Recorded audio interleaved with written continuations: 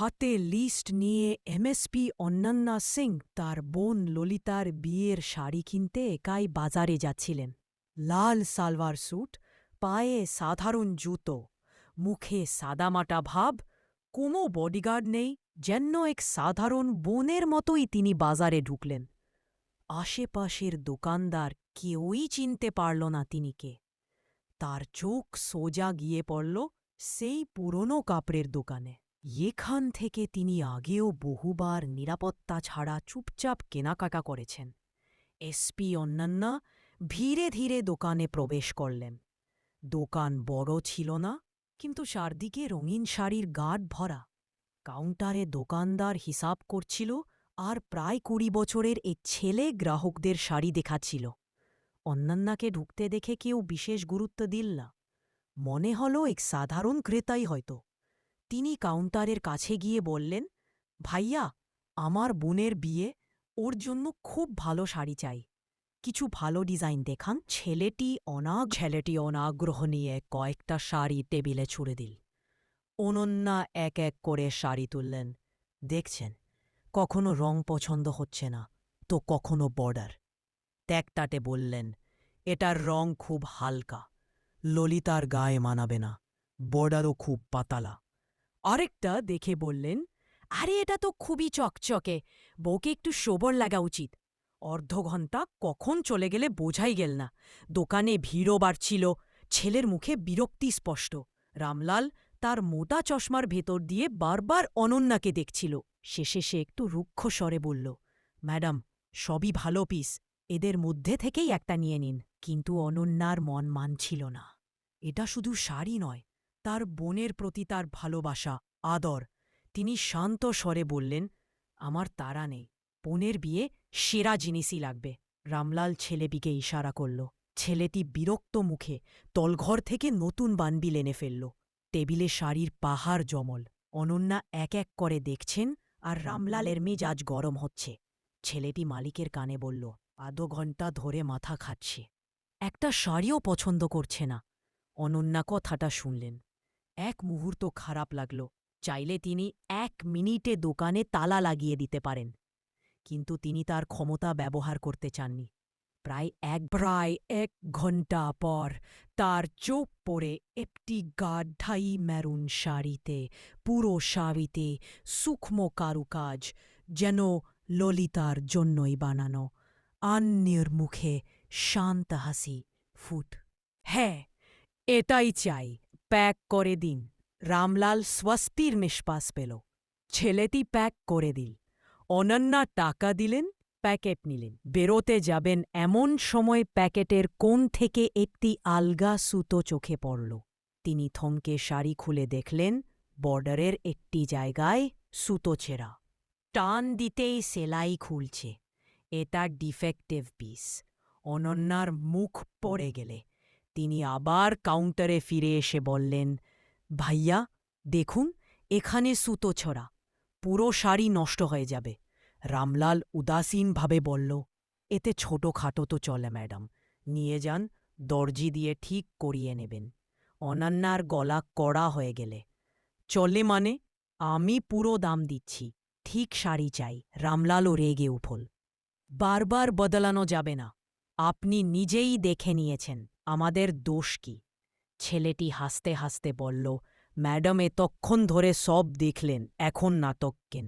এতে অনন্যার আত্মসম্মান আঘাত পেল। তিনি দৃঢ়ভাবে বললেন, ঠিক শাড়ি দিন, নয়তো টাকা ফেরত। রামলাল চোখ রাঙিয়ে বলল, টাকা ফেরত হবে না। বেশি ড্রামা করবেন না। এখন দোকানে ভিড় বাড়ছে, ফিসফাস চলছে। অনন্যা জোরে বললেন, এভাবে দোকানদারি চলে? টাকা পুরো দিয়েছি, ঠিক জিনিস দিন। রামলাল চেঁচিয়ে উঠল, কে খুব বড় অফিসার মনে হয়? রোজা শোনা কি এমন? ছেলেটি পেছন থেকে বলল, শুরু হয়ে গেল ম্যাডাম ড্রামা।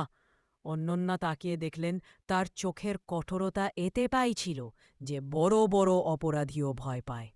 কিন্তু এখানে কেউ তাকে চিনছে না। রামলাল ফোন বের করে বলল, পুলিশ ডাকছি, শেখাবো আপনাকে। অনন্যা হেসে বললেন, হ্যাঁ ডাকুন, দেখি পুলিশ কি করে। রামলাল সত্যি থানা ফোন করল। অন্যন্যা দোকানের গেটে রাখা লোহার চেয়ার এনে বসলেন। মনে শান্তি, পুলিশ এলে চিনে নেবে, সব শেষ। তিনি তো এই জেলার এসপি, কিন্তু আজ ভাগ্য যেন পরীক্ষা নিতে বসেছে। 10 মিনিট পর একটি পুরনো জিপ এসে দাঁড়াল। নেমেল দারোগা বিক্রম সিং, পেট মোটা, মুখে অহংকার। রামলাল অভিযোগ করল এই মহিলাই ঝামেলা করছে। বিক্রম সিং অন্যন্যাকে অপমানজনক দৃষ্টিতে দেখে প্রশ্ন করল, কারা তুমি? কি নাটক করছে? অন্যন্যা শান্ত গলায় বললেন, তুমি তমিজ করে কথা বলো, আমি অন্য। বিক্রম সিং তাকে থামিয়ে দিল। হয়েছ অনন্যা সিং, তো কি হয়েছে? রানী নাকি? তারপর সিপাহীদের ইশারা করল তাকে ধরতে। সিপাহীরা অনন্যার হাত ধরলে, এ কি, আমার কথা তো শোনো। কিন্তু কিন্তু বিক্রম সিংহ চেঁচিয়ে বলল, থানায় চলে, সেখানে বুঝবে। সিপাহীরা তাকে জোর করে জিপে তোলে।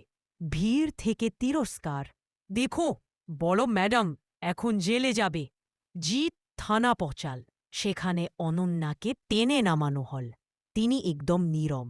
বিক্রম সিংহ বলল, হাজতে দাও, অ্যাটিটিউড কমে যাবে। হল তাই হল।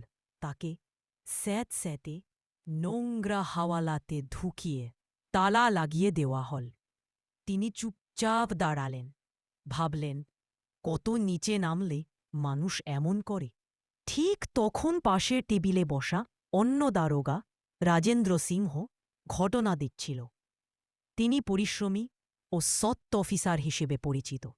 যখন চোখ পড়ে হাওয়ালার ভিতরের লাল স্যুট পরা মহিলার দিকে, তিনি থমকে গেলেন। ইয়ে তো, তিনি সিপাহীকে জিজ্ঞেস করি। সিপাহী হাসতে হাসতে সব বলল। রাজেন্দ্র আর এক মুহূর্ত নিলেন না। তিনি চিৎকার করে বললেন, দরজা খোল, এরা জেলার এসপি অনন্যা সিংহ। থানা স্তব্ধ। তালা খুলে গেলে রাজেন্দ্র স্যালুট দিল। ম্যাডাম, ক্ষমা চাইছি, বড় ভুল হয়ে গেছে। খবর ছড়িয়ে গেলে দারোগা বিক্রম সিংহের মাথা ঘুরে গেলে সে দৌড়ে এসে অন্যন্যার পায়ে পড়ে গেলে, ম্যাডাম, মাফ করে দিন। অন্যন্যা কড়া গলায় বললেন, মাফ? দায়িত্বকে তুমি টাকা ও অহংকারে বিক্রি করেছে। আজ থেকে তুমি সাসপেন্ড। থানা নিস্তব্ধ। বিক্রম সিংহ ভেঙে পড়ল। সেদিনই রামলাল ওপরও কড়া নোটিশ গেলে। প্রতারণা, মিথ্যা অভিযোগ, প্রশাসনে বাধা। দোকানের লাইসেন্স বাতিলের প্রক্রিয়া শুরু। রাতের দিকে অন্যন্যা নিজের গাড়িতে বাড়ি ফিরলেন। চোখে জল এলেও গড়িয়ে পড়তে দিলেন না। বিয়ের বাড়িতে ঢুকে তিনি আবার সেই সাধারণ স্নেহময় দিদির ভূমিকায় ফিরলেন। ললিতা শাড়ি দেখে খুশিতে ঘরে উঠল। দিদি, কি সুন্দর! অন্যন্যা হাসলেন। তোর জন্য সেরাটাই দেব। কিন্তু ভেতরে গভীর ক্ষত। গত রাতের অপমান তার মনে খোঁচাচ্ছিল। ভাবছিলেন, তিনি কি খুব কড়া হলেন? ক্ষমা করা উচিত ছিল। কিন্তু তারপর মনে পড়ল বিক্রম সিংহের শেষ দৃষ্টি, যেখানে লুকিয়েছিল প্রতিশোধের ইঙ্গিত। কোনো অনুশোচনা ছিল না। তার মনে ভয় ঢুকল। ঠিক তখন ললিতা প্রশ্ন করল, দিদি, গতকাল এত দেরি কেন? ফোনও বন্ধ। সব ঠিক। অনন্যা হাসলেন। সব ঠিক আছে লল্লি। রাত হলে তিনি চাঁদে গিয়ে রাজেন্দ্রকে ফোন করলেন। দারোগা বিক্রম সিং ও রামলালের পুরো তথ্যে চাই। সকালে পাওয়া গেল বিক্রম সিং এমএলএ ভৈরব সিং যাদব লোক। ওদের হয়ে মদ, জমি দখল, চাঁদাবাজি সব করে। রামলালও তাদের নেটওয়ার্কে। শাম কেটে সন্ধ্যা। এখন ললিতার বিয়ের প্যান্ডেলে হঠাৎ একটি জিপ ঢুকে পড়ে। লাফিয়ে নেমে আসে কয়েকজন গুন্ডা। তাদের লিডার মঙ্গল চেঁচিয়ে বলে, এই বিয়ে বন্ধ করো। তার গলা এত ভয়ঙ্কর ছিল যে মুহূর্তে সঙ্গীত থেমে গেল। প্যান্ডেলে নিস্তব্ধতা। সে সবার সামনে ললিতার দিকে আঙুল তুলে অভিযোগ করো, সে এখানেই আপনার দেওয়া টেক্সট শেষ হয়েছে।